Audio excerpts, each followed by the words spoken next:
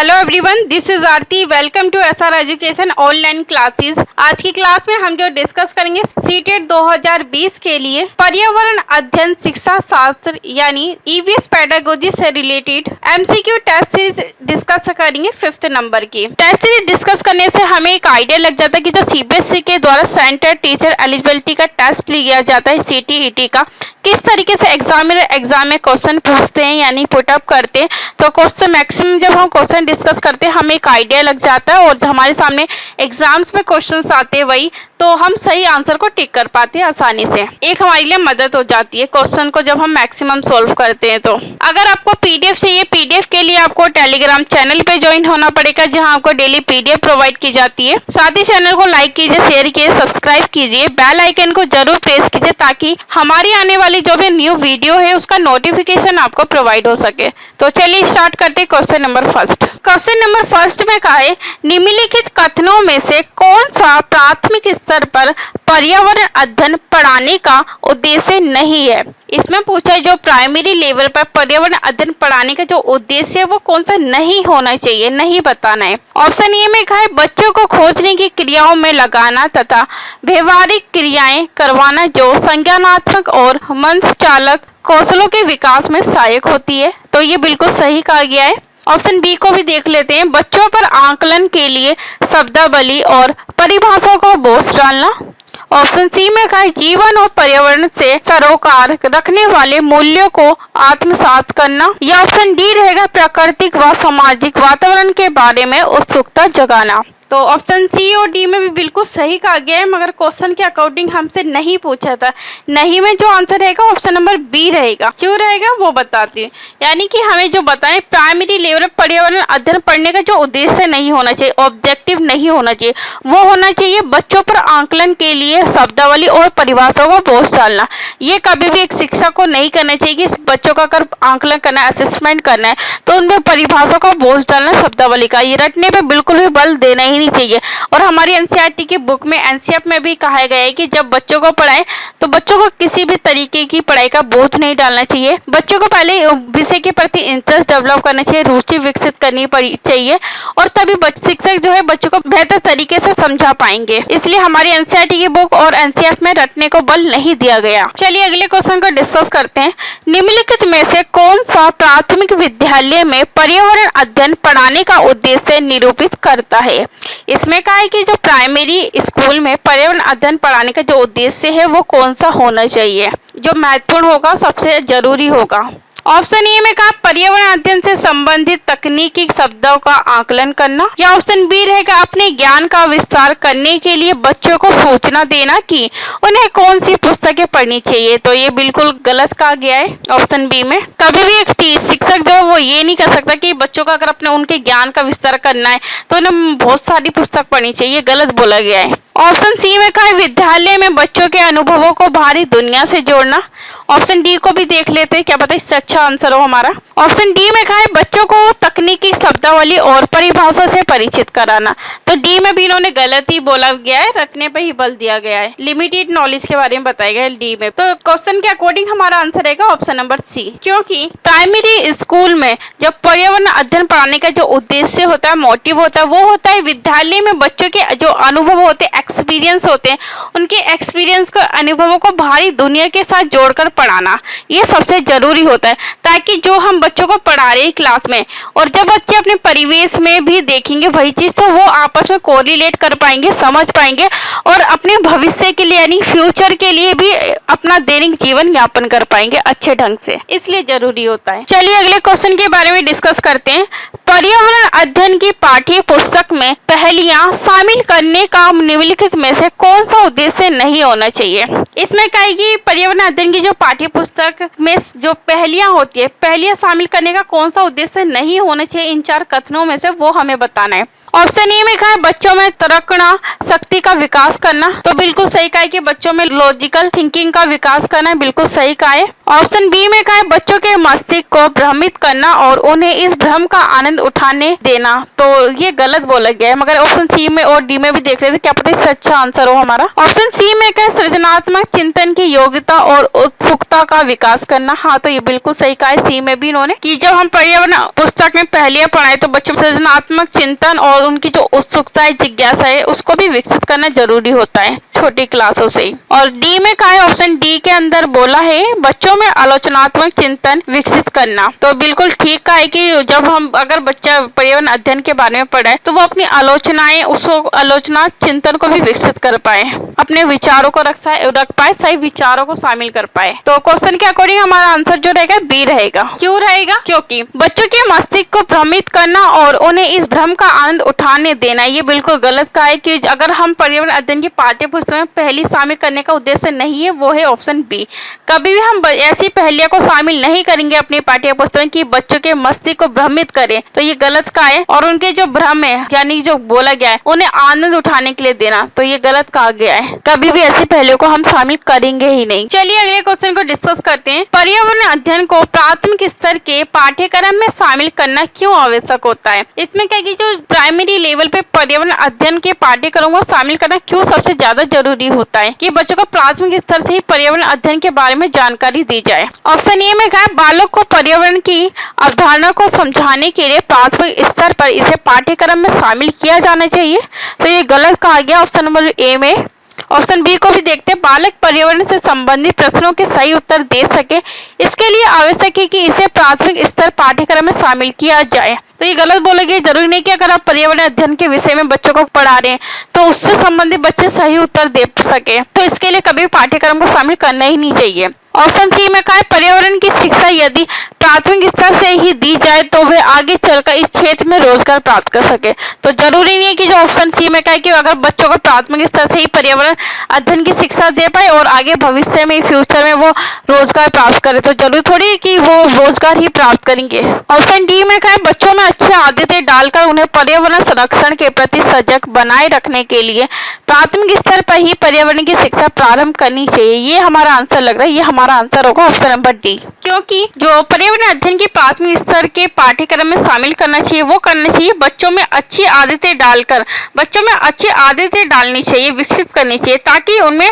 पर्यावरण संरक्षण के जो प्रति है ना सजग बनाए रखने के लिए प्राथमिक स्तर पर ही पर्यावरण की शिक्षा प्रारंभ करनी चाहिए, ताकि बच्चे समझ पाए कि हमारे पर्यावरण संरक्षण के प्रति सजग रहना, जागरूक रहना कितना जरूरी है और पर्यावरण अध्ययन हमारे लिए क्यों महत्वपूर्ण होता है जीवन यापन करने के लिए। इसलिए ऑप्शन डी हमारा राइट आंसर रहेगा। चलिए अगले क्वेश्चन को डिस्कस करते हैं। निम्नलिखित में से कौन प्राथमिक स्तर पर पर्यावरण अध्ययन की एक अवधारणा नहीं है? इसमें कहा कि प्राथमिक स्तर पर पर्यावरण अध्ययन की जो एक अवधारणा वो नहीं होनी चाहिए, नहीं पूछा है। इन चार कथनों में से हमें वो देखना है जो नहीं है, जिसमें गलत बोला गया है। ऑप्शन ए में कहा बालक अपने जीवन में पर्यावरण के महत्व को आत्मसात कर सके, इसके लिए आवश्यक है कि इससे संबंधित शिक्षा को प्राथमिक स्तर के पाठ्यक्रम में ही शामिल किया जाए, तो ये बिल्कुल सही कहा है ऑप्शन नंबर ए में। और बी में भी देख लेते। बी में कहा है कि पर्यावरण शिक्षा निरंतर चलने वाली प्रक्रिया है, अतः प्राथमिक स्तर से ही इसका शिक्षण आवश्यक है। तो हाँ बिल्कुल कहा है कि जो पर्यावरण शिक्षा है ना वो एक निरंतर चलने वाली प्रक्रिया होती है, ये कभी रुकती नहीं है। और ये इसका जो ज्ञान है बच्चों को जो अध्ययन करवाना चाहिए वो प्राइमरी लेवल से ही करवाना चाहिए, यानी कि प्राथमिक स्तर से ही इनका शिक्षण देना आवश्यक माना जाता है, जरूरी होता है। ऑप्शन सी में कहा है प्राथमिक स्तर पर पर्यावरण अध्ययन को पाठ्यक्रम में शामिल करने के फलस्वरूप ही बालक भविष्य में पर्यावरण विशेषज्ञ बनकर इस क्षेत्र में रोजगार प्राप्त कर सकेगा। हाँ तो बिल्कुल सही का, अगर बच्चों को ज्यादा से ज्यादा पर्यावरण अध्ययन के बारे में रुचि होगी, जानकारी होगी, तो वो आगे चल के अपना फ्यूचर भी इसमें सेटल कर सकेगा। और ऑप्शन डी में कहा है पर्यावरण शिक्षा औपचारिक एवं अनौपचारिक दोनों ही प्रकार से चलनी चाहिए और इसकी शुरुआत प्राथमिक स्तर पर ही हो जानी चाहिए। तो ऑप्शन डी में जो अवधारणा दी गई है गलत दी गई है। क्यों? क्योंकि क्या होता है कि जो प्राथमिक स्तर पर पर्यावरण अध्ययन के इसमें गलत बोला बोला गया था अवधारणा गलत रहेगी। वो रहेगी पर्यावरण शिक्षा जो है वो औपचारिक एवं अनौपचारिक दोनों ही प्रकार से चलनी चाहिए और इसकी शुरुआत प्राथमिक स्तर पर ही हो जानी चाहिए। ये गलत का है, क्योंकि जो पर्यावरण अध्ययन की शिक्षा हमें बच्चों को देनी चाहिए स्कूल में फॉर्मल तरीके से हमें देनी चाहिए, क्या अनौपचारिक और दोनों प्रकार से नहीं होनी चाहिए। सिर्फ औपचारिक तरीके से ही हमें प्राथमिक स्तर पर बच्चों को शिक्षा देनी चाहिए, सिर्फ फॉर्मल तरीके से। पर्यावरण अध्ययन के शिक्षक होने के नाते आपके लिए निम्नलिखित में से क्या सर्वाधिक महत्वपूर्ण है? इसमें कहा कि एक पर्यावरण अध्ययन के शिक्षक होने के नाते आपके लिए जो सबसे ज्यादा जरूरी रहेगा, महत्वपूर्ण रहेगा, वो क्या रहेगा वो बताना है। ऑप्शन ए में कहा है बच्चों को पर्यावरण संबंधित अवधारणाओं का ज्ञान कराना, या ऑप्शन बी रहेगा बच्चों में पर्यावरण संरक्षण के लिए अच्छी आदतों का विकास ताकि भविष्य में पर्यावरण को किसी प्रकार की हानि न पहुंचे। तो ये सही बोला गया बी में। एक बार सी और डी को भी देख लेते, क्या पता इससे अच्छा आंसर हो हमारा। ऑप्शन सी में कहा है अपने विद्यालय की ख्याति के लिए पर्यावरण जागरूकता पर एक भव्य समारोह का आयोजन करवाना। तो ये गलत बोला गया सी में। और ऑप्शन डी में कहा है स्वयं को पर्यावरण हितैषी साबित करने के लिए वृक्षारोपण कार्यक्रम में अपनी उपस्थिति संबंधित तस्वीरों का समाचार पत्रों में प्रकाशन। तो ये भी गलत का है। का आंसर जो सही रहेगा वो रहेगा ऑप्शन नंबर बी। क्यों रहेगा वो आपको बता, क्योंकि जो पर्यावरण अध्ययन के शिक्षक होने के नाते आपको एक अच्छा मोटिव रहेगा, वो रहेगा बच्चों में पर्यावरण संरक्षण के लिए अच्छी आदतों का विकास कर पाए प्राइमरी लेवल से ही, ताकि जो बच्चे आगे चलकर अपने फ्यूचर में भविष्य में पर्यावरण को किसी प्रकार की हानि ना पहुंचे, जैसे एग्जाम्पल पेड़ों को ना काटे, किसी प्रकार का पर्यावरण को नुकसान ना पहुंचाए। तो इसलिए जो शिक्षा है वो प्राथमिक स्तर से ही देनी जरूरी होती है बच्चों को। और पर्यावरण से हमें कितने फायदे होते हैं इसकी भी जानकारी देनी चाहिए। पर्यावरण नहीं होगा तो हमारा जीवन यापन करना कितना कठिन होगा। तो ये सारी जानकारी बच्चों को प्राथमिक स्तर से ही दी जानी चाहिए थोड़ी थोड़ी, ताकि जो आगे चलकर बच्चों को समझ पाए कि अपने पर्यावरण का जो महत्व वो क्यों जरूरी है, पर्यावरण को सुरक्षित रखना। अगले क्वेश्चन के बारे में डिस्कस करते हैं। मिस पटेल XYZ विद्यालय की प्रधानाचार्य अलग अलग विषयों के शिक्षण के स्थान पर विज्ञान शिक्षण में एकीकृत होता है इंटीग्रेटेड और उपागम होता है अप्रोच का प्रयोग करना चाहती है। इसका आधार क्या है? ऑप्शन ए में कहा शिक्षकों को समय सारणी में व्यवस्थित करने में कठिनाई आती है, या ऑप्शन बी रहेगा शिक्षार्थी अलग अलग शिक्षकों के साथ समायोजन नहीं कर पाते, या ऑप्शन सी में कहा सभी विषय आपस में जुड़े हुए हैं और शिक्षक उनकी पाठ्य के मध्य संबंध जोड़ सकते हैं, या ऑप्शन डी रहेगा उनके विद्यालय में अलग अलग विषय पढ़ाने के लिए योग्य शिक्षक उपलब्ध नहीं है। तो ये गलत बोला गया ऑप्शन नंबर डी में। इसका राइट आंसर रहेगा ऑप्शन नंबर सी, क्योंकि सभी विषय जो है वो आपस में जुड़े हुए होते हैं, यानी कि एक दूसरे से इंटरलिंक होते हैं, और इसीलिए क्या करना चाहिए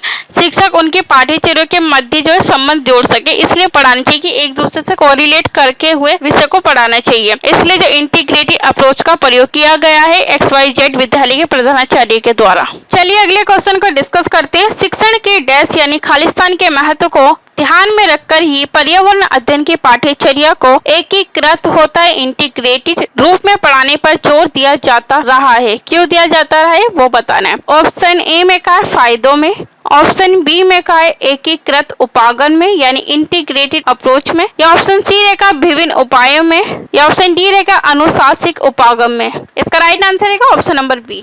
शिक्षण के एकीकृत उपागम के महत्व को ध्यान में रखकर ही पर्यावरण अध्ययन की पाठ्यचर्या को एकीकृत रूप में पढ़ाने पर जोर दिया जा रहा है, ताकि जो शिक्षण है वो एक दूसरे के विषय से कोरिलेट करते हुए पढ़ाया जा सके आसानी से। इससे किसी भी विषय को जब पढ़ाया जाता है तो वो इंटीग्रेटेड अप्रोच के साथ पढ़ाया जाता है, ताकि बच्चे एक विषय के साथ साथ अन्य विषय का जो ज्ञान है वो भी समझ पाए और संबंध स्थापित कर पाए कि इस विषय में और इस विषय में आपस में क्या संबंध है, कि एक ही अप्रोच के साथ बच्चों को सभी विषय पढ़ाने चाहिए इंटीग्रेटेड अप्रोचेस के साथ, इंटीग्रेट अप्रोच के साथ। अगले क्वेश्चन के बारे में डिस्कस करते हैं। प्राथमिक स्तर पर विज्ञान व सामाजिक विज्ञान को एक ही विषय पर्यावरण अध्ययन के तहत पढ़ाया जाता है। ये है विज्ञान शिक्षण का क्या महत्व है या डैश क्या है, इसके बारे में बताना है। ऑप्शन ए में कहा अध्यापन केंद्रित उपागम, या ऑप्शन बी रहेगा अनुशासनिक उपागम, या ऑप्शन सी रहेगा एकीकृत उपागम, या ऑप्शन डी रहेगा सामान्य उपागम। इसका राइट आंसर रहेगा ऑप्शन नंबर सी, क्योंकि प्राथमिक स्तर पर विज्ञान व सामाजिक विज्ञान को एक ही विषय यानी पर्यावरण अध्ययन के तहत पढ़ाया जाता है, तो उसका जो है वो एकीकृत उपागम यानी इंटीग्रेटेड अप्रोच के साथ पढ़ाया जाना चाहिए शिक्षक के द्वारा विद्यालय में। अगले क्वेश्चन के बारे में डिस्कस करते हैं। एक शिक्षक या फिर शिक्षिका पर्यावरण अध्ययन के शिक्षण के लिए एकीकृत उपागम का प्रयोग करते हैं या फिर करती हैं, वे निम्नलिखित में से क्या करेंगे या फिर क्या करेगी, इसके बारे में बताना है। ऑप्शन ए में कहा भूगोल, जीव विज्ञान तथा स्वास्थ्य एवं पोषण को अलग अलग पढ़ाएंगे या फिर पढ़ाएंगी।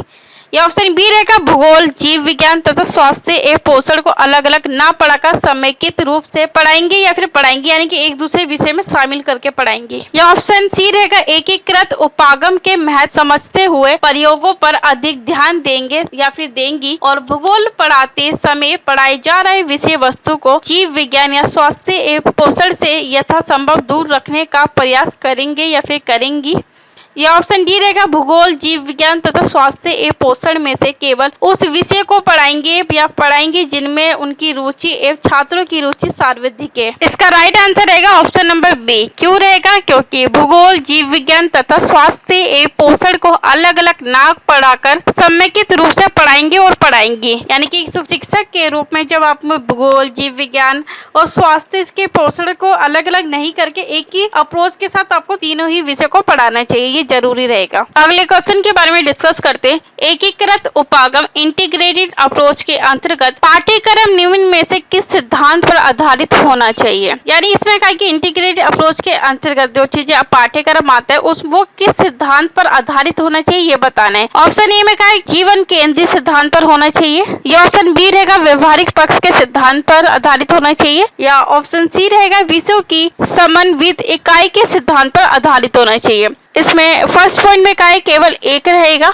सेकंड में कहा है केवल बी रहेगा, यानी कि व्यवहारिक पक्ष के सिद्धांत पर होगा। या ऑप्शन 3 दे रखा है केवल सी पर होगा। या ऑप्शन 4 दे रखा है ये सभी होगा, यानी कि ए, बी और सी जो कथन दिए गए ये तीनों ही जरूरी होंगे। इसका राइट आंसर रहेगा ऑप्शन नंबर 4। क्यों होगा? क्योंकि जब एकीकृत उपागम के साथ हमें पाठ्यक्रम सिद्धांतों पर आधारित होना चाहिए, वो होना चाहिए जीवन केंद्रित सिद्धांत पर भी आधारित होना चाहिए, और उसके साथ ही व्यवहारिक पक्ष के सिद्धांत पर आधारित होना चाहिए, और साथ ही विषय की मानवित इकाई के सिद्धांत पर ही आधारित होना चाहिए। इसलिए तीनों ही कथन जो है वो हमारे इंपॉर्टेंट रहेंगे, और इसलिए ऑप्शन जो 4 दे रखा है ये सभी इसका आंसर रहेगा राइट। अगले क्वेश्चन के बारे में डिस्कस करते हैं। छात्रों को पर्यावरण अध्ययन की सभी शाखाओं को एक साथ पढ़ाने हेतु निम्न में से कौन सा उपागम श्रेष्ठ रहेगा? इसमें पूछा है कि एक शिक्षक होने के नाते आपको क्लास में छात्रों को पर्यावरण अध्ययन की सभी शाखाएं पढ़ानी है, तो उसको पढ़ाने के लिए जो सबसे अच्छी अप्रोच रहेगी वो कौन सी रहेगी वो बतानी है, ताकि बच्चे को एक विषय के साथ साथ अन्य विषयों का भी ज्ञान दिया जाए जो अन्य शाखाएं होती है बटी रहती हैं। जो ऑप्शन ए में क्या है चक्राकार उपागम।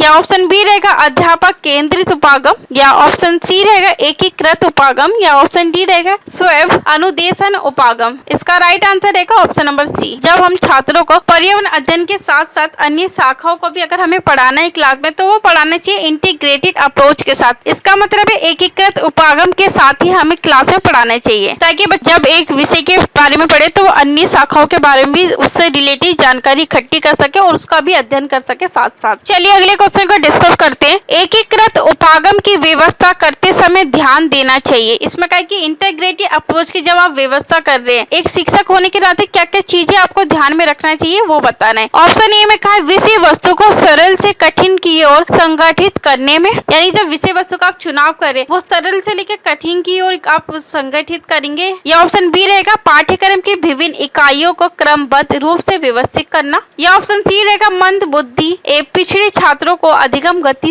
को बढ़ाना। या ऑप्शन डी रहेगा उपयुक्त सभी। इसका राइट आंसर रहेगा ऑप्शन डी, क्योंकि जो एकीकृत उपागम की अगर एक व्यवस्था करनी है आपको एक शिक्षक होने के नाते अपनी क्लास में, तो आपको जो ध्यान देना होगा ऑप्शन नंबर ए के अकॉर्डिंग का आता है कि विषय वस्तु को सरल से कठिन की ओर संगठित करना, तो ये बिल्कुल सही कहा है। और ऑप्शन बी में कहा है कि पाठ्यक्रम की जो विभिन्न इकाइयों को क्रमबद्ध रूप से व्यवस्थित करना। हाँ, तो जब आप पाठ्यक्रम का निर्माण करते हैं उनकी जब इकाई यानी कि यूनिट को लेते हैं तो एक क्रमबद्ध तरीके से आप व्यवस्थित करेंगे। और ऑप्शन सी में कहा कि जो क्लास के मन बुद्धि पिछड़े छात्रों को अधिगम गति को बढ़ाना। हाँ, ताकि जो सारे बच्चे हैं वो एक साथ रह के चीजों को पढ़ सके, कोई पिछड़ा ना रह जाए आपके सब्जेक्ट के अंदर, विषय के अंदर जब आप पढ़ा रहे हो तो तभी एक शिक्षक को सभी बच्चों को एक साथ लेकर ही अधिगम देना चाहिए। इसलिए ऑप्शन डी में जो हमारा आंसर देगा उपयुक्त सभी ये राइट आंसर रहेगा। चलिए अगले क्वेश्चन को डिस्कस करते हैं। प्राथमिक कक्षा स्तर पर पर्यावरण अध्ययन शिक्षण के 3 प्रमुख उद्देश्य क्या है। इसमें क्या है कि प्राइमरी लेवल पे आप एक टीचर होने के नाते आपको प्राइमरी क्लास में पढ़ाना है, तो पर्यावरण अध्ययन का शिक्षण आप करवाते हैं क्लास में, तो उसके 3 उद्देश्य जो 3 मोटिव होने चाहिए वो कौन से होने चाहिए वो बताने हैं। ऑप्शन ए में क्या है ज्ञान, अबोध, अनुप्रयोग रहेगा, या ऑप्शन बी रहेगा कौशल, रुचियां, अभिवृत्तियां रहेगा, या ऑप्शन सी में क्या योग्यताएं, प्रशंसाएं, अवकाश, काल का सदुपयोग रहेगा, या ऑप्शन डी रहेगा उपयुक्त सभी।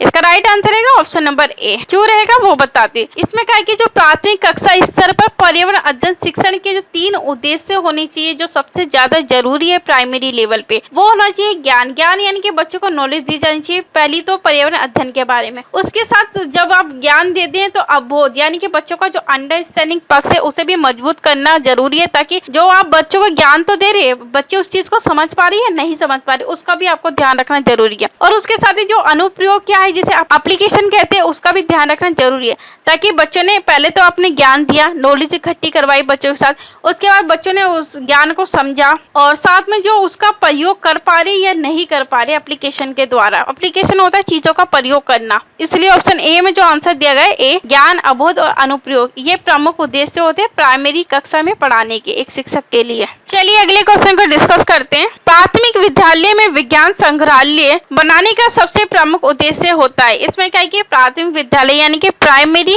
स्कूल में आपको विज्ञान संग्रहालय यानी कि साइंस म्यूजियम बनाना है। उसके पीछे का क्या मोटिव होना चाहिए जो आप विज्ञान संग्रहालय बना रहे वो बताना है उद्देश्य के बारे में कि बनाने का क्या उद्देश्य रहेगा। ऑप्शन ए में क्या है पाठों को शीघ्रता पूर्वक दोहराने के अवसर देना, तो ये गलत दिया गया है। रटने की प्रवृत्ति को तो वैसे भी शामिल नहीं किया गया हमारी एनसीईआरटी की बुक में। और ऑप्शन बी में क्या है व्यक्तिगत शिक्षा के अवसर प्रदान करना, या ऑप्शन सी रहेगा छात्रों में अवलोकन तथा संग्रह करने की आदत डालना, या ऑप्शन डी रहेगा विज्ञान अध्यापन में धन की बचत करना। तो डी में भी गलत बोला गया है। इसका राइट आंसर रहेगा ऑप्शन नंबर सी। क्यों रहेगा, क्योंकि छात्रों में अवलोकन तथा संग्रह करने की जो आदत है उस विकासित तो आपको करना है, उसमें विकसित तो करनी है, उनकी आदत को डालनी चाहिए। इसलिए आपको जो है इसलिए आप प्राथमिक विद्यालय में साइंस म्यूजियम का बनाने का उद्देश्य है। आप विज्ञान संग्रहालय में जाए, चीजों को जब अवलोकन करें और अपनी जो दैनिक जीवन है अपने जीवन में भी उस चीज का निर्माण कर सके, उपयोग कर सके, इसलिए जरूरी होता है। अगले क्वेश्चन को डिस्कस करते हैं।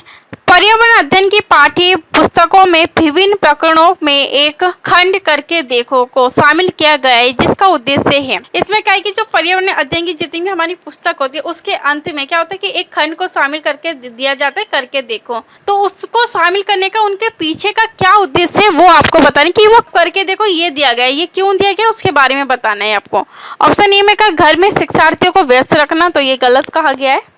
ऑप्शन बी में क्या है प्रत्येक हस्तपरक अनुभव उपलब्ध कराना, या ऑप्शन सी रहेगा परीक्षा में निष्पादन को सुधारना, या ऑप्शन डी रहेगा वैज्ञानिक शब्दावली की परिभाषाएं सिखाना। तो इसका राइट आंसर जो रहेगा ऑप्शन नंबर बी रहेगा, क्योंकि प्रत्येक हस्तपरक अनुभव उपलब्ध कराना, ताकि बच्चों ने जो पाठ को पढ़ा है पढ़ने के बाद वो उस पर अपने विचार मनन कर पाते नहीं कर पाते, तो इसलिए करके देखो कि बच्चे पढ़ने के बाद खुद जब चीजों को करेंगे तो इसलिए शामिल किया जाता है जिससे बच्चे बेहतर तरीके से समझ पाए और उस चीज को पढ़ने के बाद अप्लाई भी कर पाए, इसलिए शामिल किया जाता है हमारी पाठ्य पुस्तक में एनसीईआरटी की। चलिए अगले क्वेश्चन को डिस्कस करते हैं। राष्ट्रीय पाठ्यचर्या की रूपरेखा 2005 प्राथमिक स्तर पर पर्यावरण अध्ययन शिक्षण का प्रमुख उद्देश्य होना चाहिए। इसमें पूछा कि जो राष्ट्रीय पाठ्यचर्या की रूपरेखा बनाई गई थी 2005 के अंतर्गत प्राइमरी लेवल पर यानी कि प्राथमिक स्तर पर पर्यावरण अध्ययन का जब शिक्षण का जो उद्देश्य होना चाहिए वो क्या होना चाहिए, मोटिव वो बताना है। ऑप्शन ए में का स्वतंत्र रूप से प्रयोग करने की कुशलता अर्जित करना, तो ये गलत कहा गया है। ऑप्शन बी में का विश्व की आधारभूत संकल्पनाओं की आधारभूत समझ का विकास, ये गलत बोला गया है। ऑप्शन सी में का विश्व के आधारभूत सिद्धांतों का स्मरण करना, याद करना, ये भी गलत का है।